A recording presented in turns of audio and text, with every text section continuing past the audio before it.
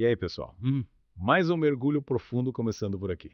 Preparados para desvendar os mistérios da produtividade na construção civil? Opa! É um tema que a gente acha super técnico, mas pode acreditar, ele está presente no nosso dia a dia muito mais do que a gente imagina. É verdade. E para nos guiar nessa jornada, a gente tem um guia de peso. O livro PNI, Como Aumentar a Eficiência da Mão de Obra, do engenheiro Ubiraci Spinelli Lemes de Souza. Um cara que manja muito do assunto. E logo de cara já joga uma bomba. A construção civil enfrenta há décadas o problema da baixa produtividade. Uma crítica que faz a gente parar e pensar, né? Com certeza, o mercado está cada vez mais competitivo, todo mundo buscando otimizar recursos, a produtividade vira a bola da vez, né? Sem dúvida. É só olhar para a indústria, adotando tecnologias, inovando.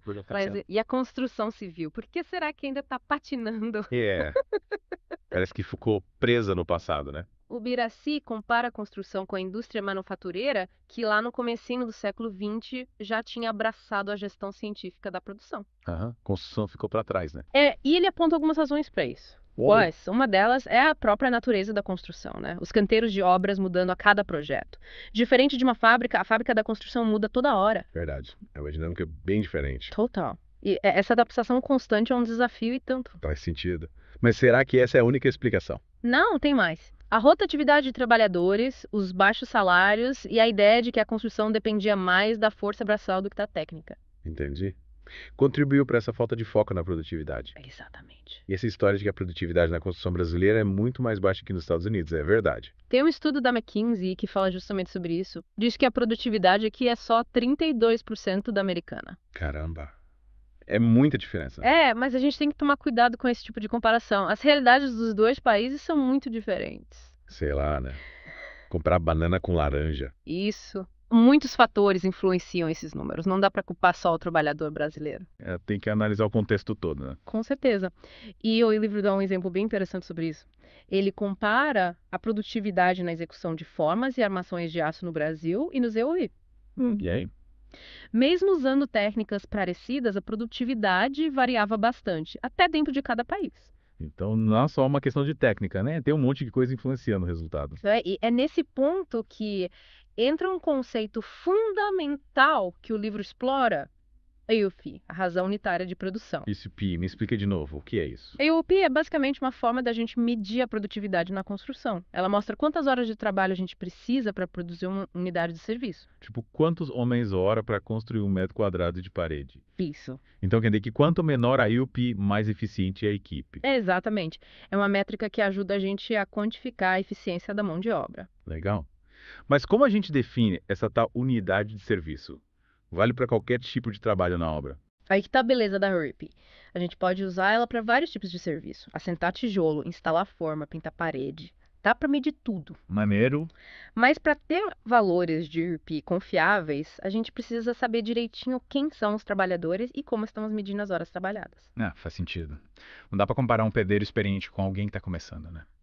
E também não dá para misturar tipos de trabalho diferentes na conta. Exato. Cada um no seu quadrado e o livro fala sobre isso. Sim. O livro explora os diferentes tipos de RUP, como a que considera só os trabalhadores qualificados, a da equipe diretamente envolvida na produção e a que leva em conta a mão de obra total da obra. Nossa, é tipo descascar uma cebola, né? Cada camada revela mais detalhes sobre a produtividade.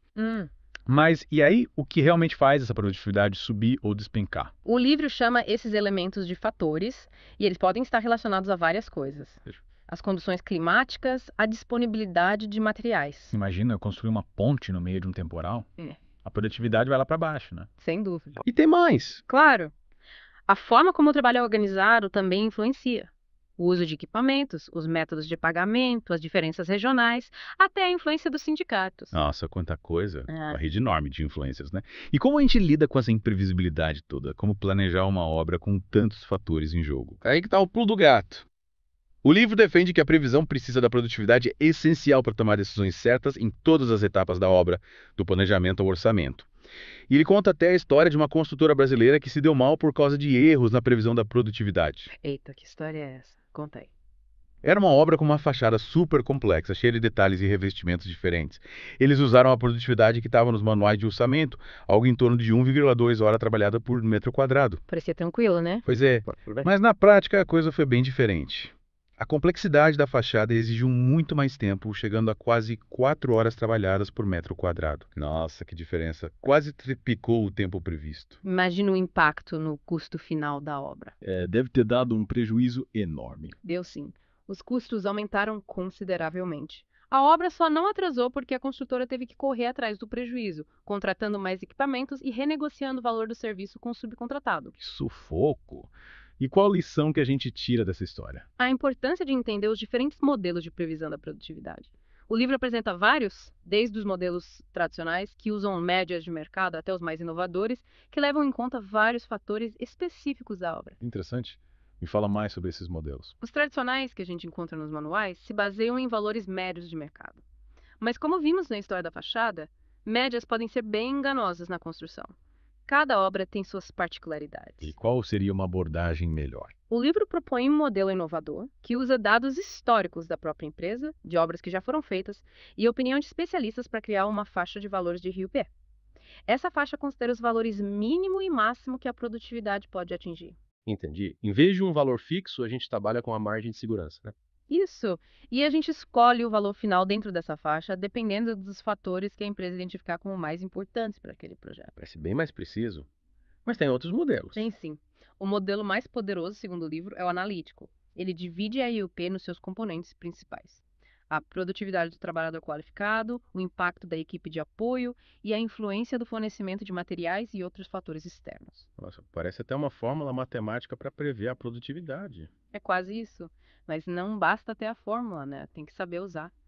O livro detalha cada um desses componentes, mostrando como eles interagem entre si. A empresa pode usar essa análise para prever a produtividade com mais precisão. Que legal. Mas me diz uma coisa. Depois que a gente mede, entende e prevê a produtividade, como a gente faz para melhorá-la de verdade? E tem algum botão mágico para turbinar a equipe?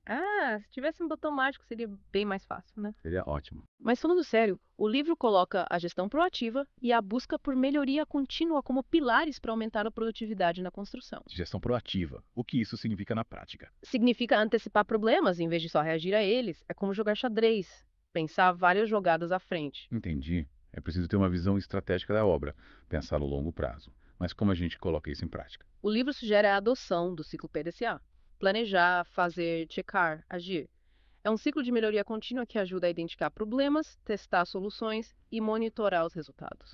O ciclo PDCA. Um clássico da gestão de qualidade. Exatamente. E ele se encaixa perfeitamente na busca por mais produtividade na construção. É um processo de aprendizado constante, de melhorar as práticas e engajar a equipe. Falando em equipe, como a gente garante que todo mundo está remando para o mesmo lado? Como motivar os trabalhadores a buscar essa produtividade toda? Aí entra a importância da comunicação e da cultura da empresa. Todo mundo precisa entender a importância da produtividade, não como um bicho de 7 cabeças, mas como um objetivo que beneficia a todos. Mostrar que a produtividade não é só um número bonito no relatório, mas algo que impacta positivamente o dia a dia da obra, né? Exatamente. E quando os trabalhadores se sentem parte importante do processo, quando seus esforços são reconhecidos e valorizados, a tendência é que se engajem mais na busca por resultados melhores. Ou seja, a produtividade é um trabalho em equipe que começa na mentalidade e se reflete nos resultados. Com certeza. E essa mudança de mentalidade é essencial para a construção civil evoluir e se tornar mais eficiente, sustentável e inovadora. Que mergulho inspirador! E para você que está acompanhando, a gente fica a dica. Repensar a produtividade é o primeiro passo para construir um futuro melhor. Tijolo por tijolo. E aí, de volta para o nosso mergulho profundo na produtividade da construção civil. Na primeira parte, a gente desvendou a RIUP e os fatores que influenciam a produtividade, desde o tempo lá fora até a organização do trabalho. Mas e como garantir que essa mentalidade de produtividade contagia a obra inteira? É como um vírus bom, né? Queremos espalhar para todo mundo, do mestre de obras ao pessoal do escritório. Tipo o efeito dominó da produtividade. Isso, e o livro, mesmo não entrando a fundo em como gerenciar pessoas, deixa claro, comunicação é a chave. Comunicação clara, direta, sem enrolação. Todo mundo precisa estar por dentro dos objetivos e como a produtividade impacta o trabalho de cada um. Exatamente. Não adianta ter as melhores ferramentas e indicadores se a equipe não sabe o que está rolando e como o trabalho deles contribui para o sucesso da obra. É como remar um barco para direções diferentes. Ninguém sai do lugar. Perfeito.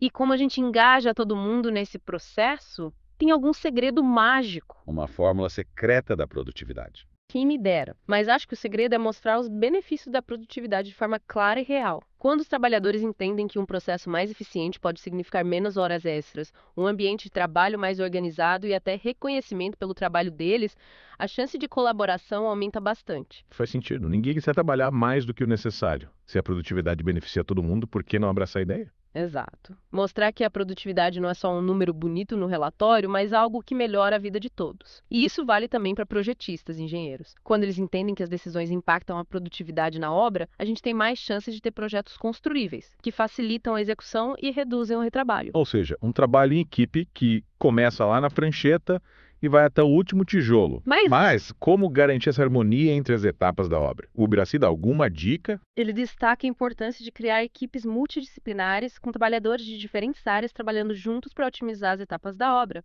acabar com aquela cultura do cada um no seu quadrado e criar um ambiente colaborativo onde todos se ajudam e aprendem uns com os outros. Tem uma equipe que se comunica bem e trabalha em sincronia, rende muito mais, né? Com certeza. E para facilitar essa comunicação e integração, o Ubiraci sugere usar ferramentas visuais, como quadros de planejamento, cronogramas e gráficos.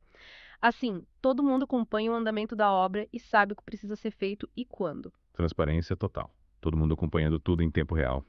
E falando em ferramentas, o Ubiraci também fala de algumas ferramentas de gestão de qualidade bem interessantes, como o brainstorming e o diagrama de Ishikawa. Brainstorming eu conheço, mas diagrama de Ishikawa, essa é nova para mim.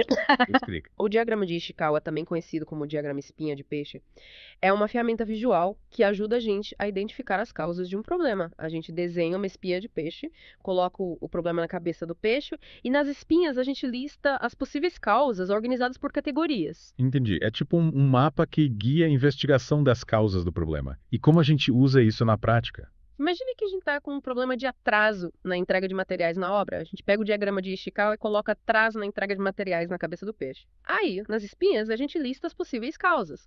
Problemas com fornecedor, falhas na comunicação, logística ruim. A partir dessa análise, a gente consegue identificar as causas raiz do problema e buscar soluções mais eficazes, né? Exatamente. É uma ferramenta poderosa para solucionar problemas em equipe e encontrar soluções que realmente ataquem a raiz da questão. Que ferramenta bacana. Vou usar nos meus projetos também. Mas e quando a gente lida com obras diferentes, tipo casas, edifícios ou pontes, a lógica da produtividade se aplica da mesma forma? Boa pergunta. O livro foca em obras de edifícios, mas a lógica da produtividade pode ser aplicada em qualquer construção, claro, com as devidas adaptações. No final das contas, toda obra tem etapas de planejamento, execução, gestão de recursos, e a gente busca sempre por eficiência. Então, quais seriam as diferenças na hora de aplicar a produtividade em obras diferentes? A principal diferença, eu diria, está nos fatores que influenciam a produtividade. Uma obra de infraestrutura, por exemplo, é mais impactada pelo clima ou pela logística do que uma obra de edifício. Já a construção de uma casa pode ter uma dinâmica diferente, com menos trabalhadores e um processo mais artesanal. Então, não existe uma receita de bolo, né? Tem que adaptar as ferramentas e indicadores para cada tipo de obra. É isso aí. O importante é ter em mente que a produtividade não é algo rígido, mas uma busca constante por otimização e aprimoramento dos processos, independentemente da obra. E falando em otimização, o que o livro diz sobre usar tecnologia para aumentar a produtividade na construção. O livro é de 2006, então ele não se aprofunda muito nas tecnologias mais recentes, como modelagem BIM, drones ou softwares de gestão de obras. Mas ele falava da importância da mecanização e da informatização dos processos para aumentar a produtividade. E como essas tecnologias modernas podem ajudar na produtividade da construção? A gente ouve falar muito em BIM, drones, realidade virtual, mas como isso se traduz em resultados? A modelagem BIM, por exemplo, permite planejar a obra com muito mais detalhes, identificando e resolvendo problemas antes mesmo de começar a construir.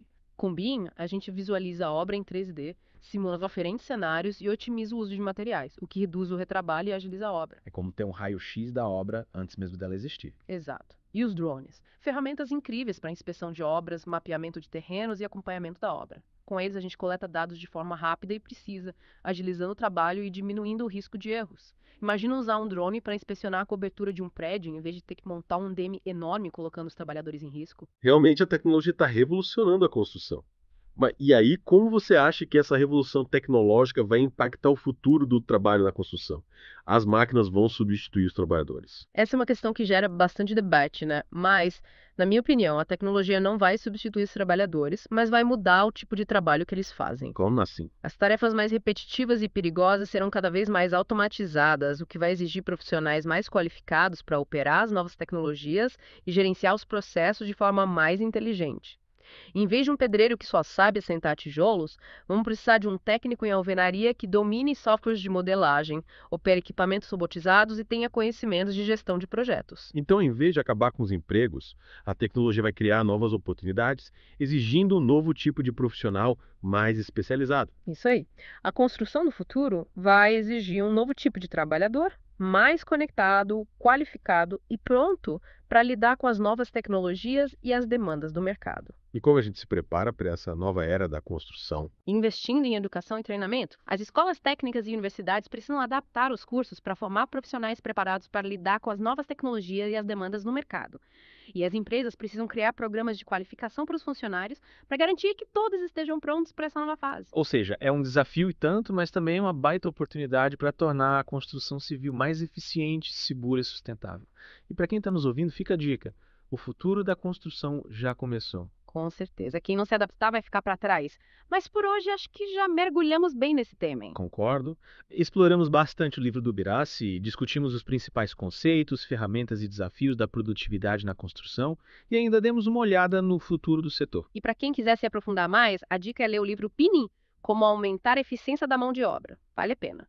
De volta para a última parte do nosso mergulho na produtividade. Exploramos os conceitos, as ferramentas, os desafios. Mas agora a pergunta é: como colocar tudo isso em prática? Como transformar a teoria em resultados na obra? Agora é botar a mão na massa, né? Sair do planejamento e partir para ação. E o Birassi dá umas dicas bem legais para quem quer começar a implementar essa cultura de produtividade na obra. E por onde a gente começa essa jornada? Qual o primeiro passo? Ele fala bastante da importância da organização do canteiro de obras. Um canteiro bem planejado, com áreas de trabalho definidas, materiais e equipamentos organizados, fluxos de circulação bem pensados. Isso tudo contribui para a produtividade da equipe. É tipo, cada coisa no seu lugar, né?